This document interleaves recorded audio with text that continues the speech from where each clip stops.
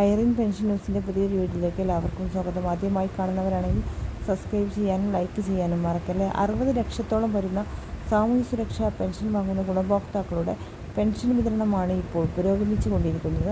അക്കൗണ്ടുകളിലേക്കുള്ള വിതരണമാണ് ഇപ്പോൾ ആരംഭിച്ചിരിക്കുന്നത്. കൈകളിലേക്കുള്ള വിതരണം ഇന്ന് സജീവമായിക്കൊണ്ടിരിക്കും.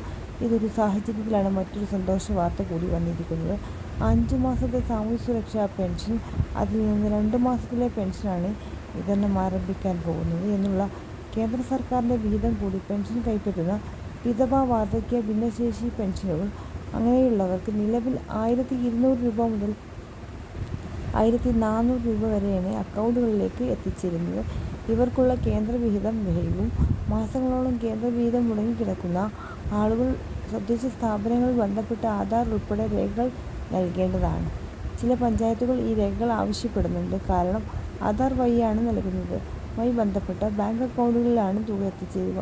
അതിനാൽ മാസങ്ങളോളം കേന്ദ്രവിഹിതം മുടങ്ങിയ ആളുകൾക്ക് അറിയിപ്പുകൾ പ്രകാരം പഞ്ചായത്തുകളിൽ പോയി ബന്ധപ്പെട്ട രേഖകൾ നൽകി സർക്കാരിൻ്റെ മറ്റു ചിലവുകൾ ചുരുക്കി പെൻഷൻ പരമാവധി തീർക്കാനുള്ള നടപടിയാണ് ഇപ്പോൾ ധനമന്ത്രി നൽകിക്കൊണ്ടിരിക്കുന്നത്. അതുപോലെ തന്നെ കൂടുതൽ പെൻഷൻ വാർത്തകൾക്കായി നമ്മുടെ ചാനൽ സബ്സ്ക്രൈബ് ചെയ്യാനും ലൈക്ക് ചെയ്ത് സപ്പോർട്ട് ചെയ്യാനും മറക്കല്ലേ.